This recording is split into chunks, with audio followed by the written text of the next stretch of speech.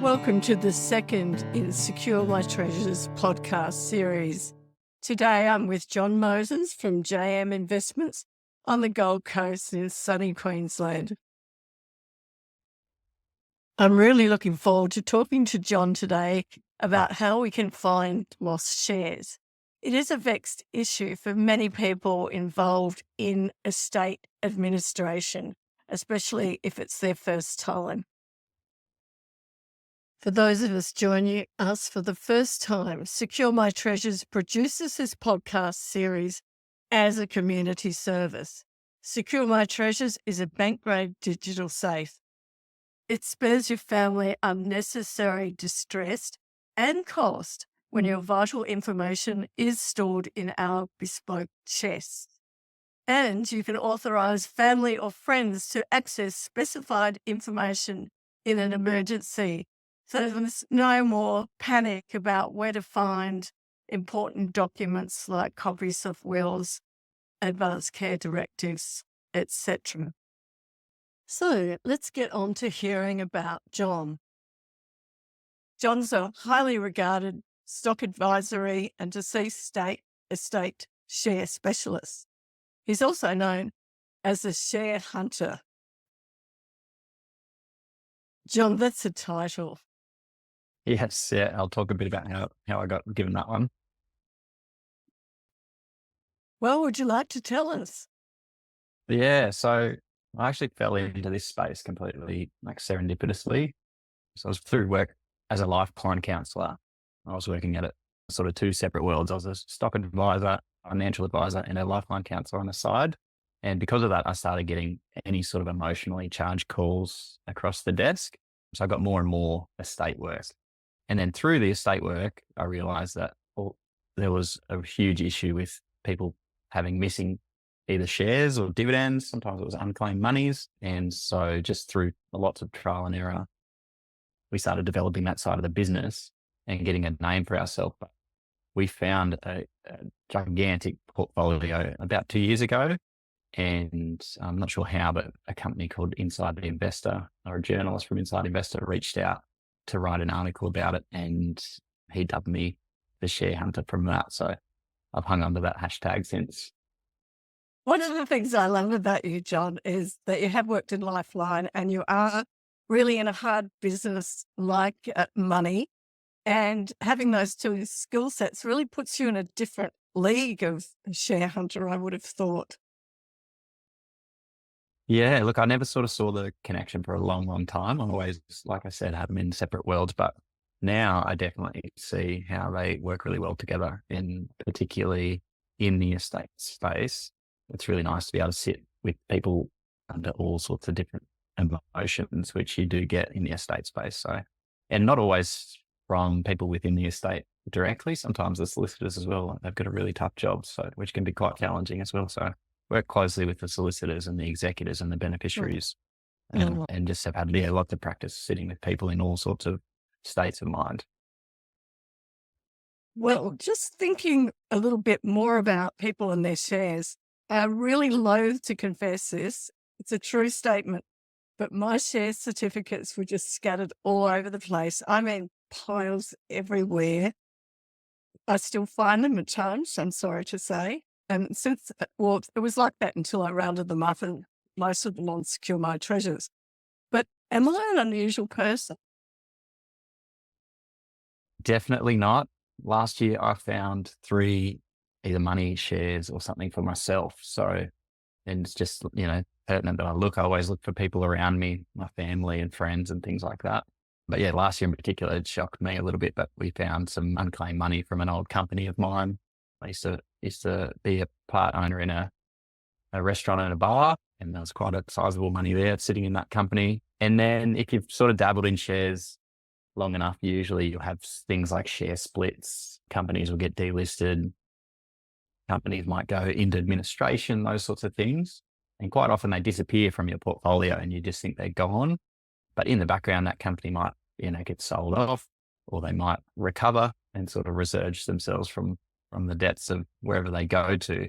But they might come back with a new name, a new SRN, all new details that is really easy to miss, which is what happened with a couple of the holdings with me, where I'd just written those things off and thought they were gone. And then through this search process that we do, I'd found that they hadn't in fact come back. And in all of the cases, they were quite sizable amounts. But Wow. I would think your scenario, and I definitely hope you don't feel in any way bad about it, it is extremely common. Probably 2/3 of estates at least have some form of messy administration or just no administration at all. Wow. Well, that's comforting to hear that, I have to say.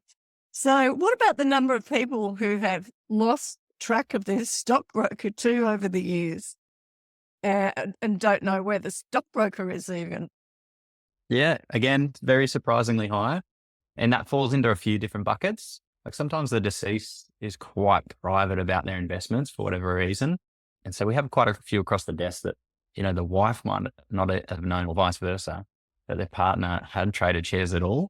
And it's only through a little clue that you find somewhere in the administration process that leads them to have a look in the first place. But so that's sort of one bucket. And the other bucket is, as you mentioned, they know the shares exist.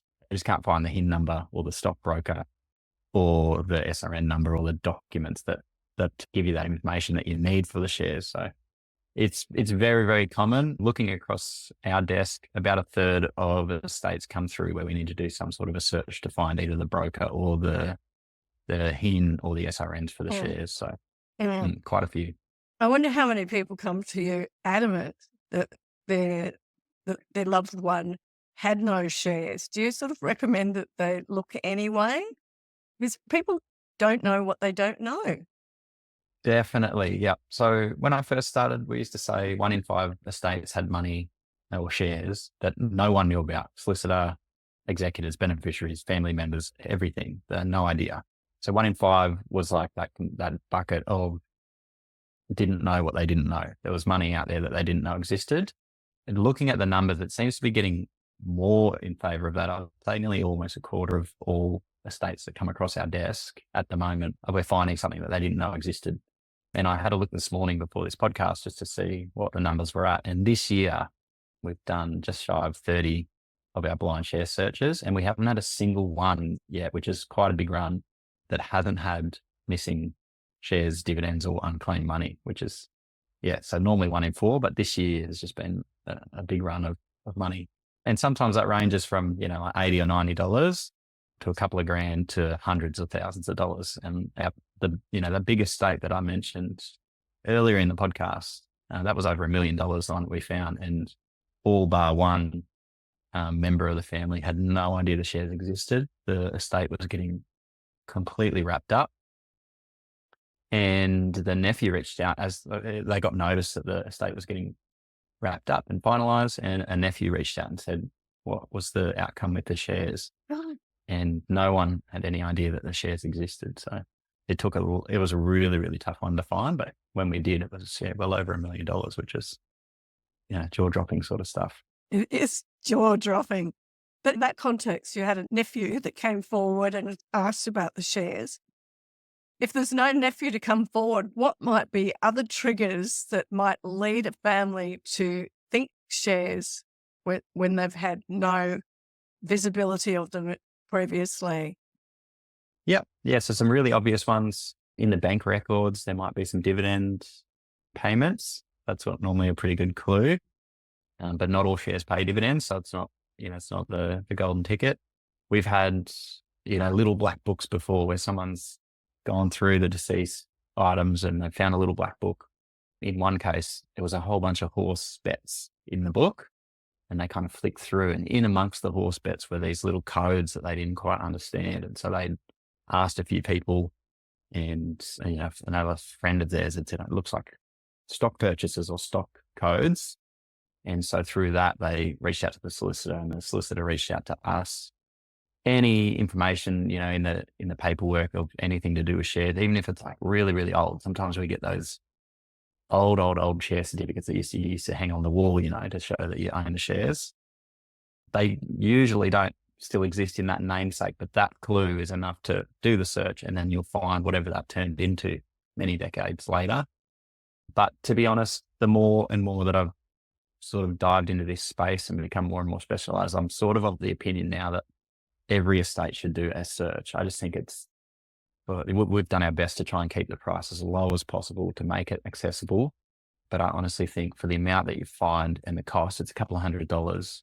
But whether it's an unclaimed money listing, which is probably the most common thing to find, or shares or dividends, I'm more and more of the opinion that every estate should start to do it. And got quite a few solicitors on the book now that just do it as a blanket rule. If they're going to do an estate through their business, they do the search just to try and make sure that nothing gets left behind. Wow. That's incredible, because you've told us a couple of stories here where people's lives could be changed for finding the odd $1 million, or even for some people, the odd $80 or $90. Yeah, that's right. Yeah. So, and that happens quite a bit. Obviously, I deal with the solicitors quite a bit, but and we had one where we thought there was about $70,000 or $80,000 worth of shares, and they did the search, and it ended up being about $400,000 more than they expected. I never got to see the reaction from the executors directly, but the reaction from the solicitor was unbelievable. She was ecstatic, and she said that she thought that they'd just won the lottery. So yeah, it's always good to find something, and sometimes it might cover the cost of the legals. Sometimes it's, a decent amount on top of the beneficiary's inheritance, but always good to do. And sometimes it's just nice knowing that you can put a line through it to know that you've done that check. Can you tell us anything about the process of tracking down shares? Say if someone, perhaps a solicitor, suggests that a family may have lost some shares, are there parts of the way you search that you might be willing to share? Yeah, definitely. Yeah, something that everyone can do that listens to this podcast is jump on the unclaimed registers and start searching your names. Anyone that has access to that, you don't need a license or anything like that. So that's probably the easiest one that anyone can do today, is just jump on. If you type unclaimed monies onto Google, there's a national register. So it's by MoneySmart, but don't just stop at the national register. There's a register for each state in Australia. And even though you've never lived in WA or Northern Territory, wherever it is, you need to search every single state's register. And a really good way to do that, like for myself, would be to search, my full name is Jonathan Moses, search Jonathan Martin Moses, search Jon Moses, search J Moses, search just Moses, just try and, break it up into as many different iterations as possible, and just have a look through the searches and see if there's anything out there. Most people are surprised to find something. Like, it is really, really common that we've missed something. Sometimes it's a refund, or sometimes it's something that's like quite sizable owing to us. But if for whatever reason it can't make its way to us, then whoever owes it, they'll send it to an unclaimed register. And it usually starts at the state level, and then after time, it'll go to the national level. And that's not just shares, that's any company, Australia-wide, banks, anything. That's absolutely fabulous advice. I'd say it's gold, wouldn't you? Definitely. Yeah. Well, Jon, you're providing an absolutely fabulous service for people at a very difficult time in their lives. And I think we all take off our hats to you for doing that. I wonder how people might be able to contact you. Could you give us some contact details, please?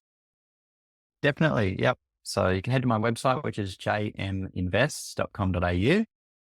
You can email us at info@jminvest.com.au.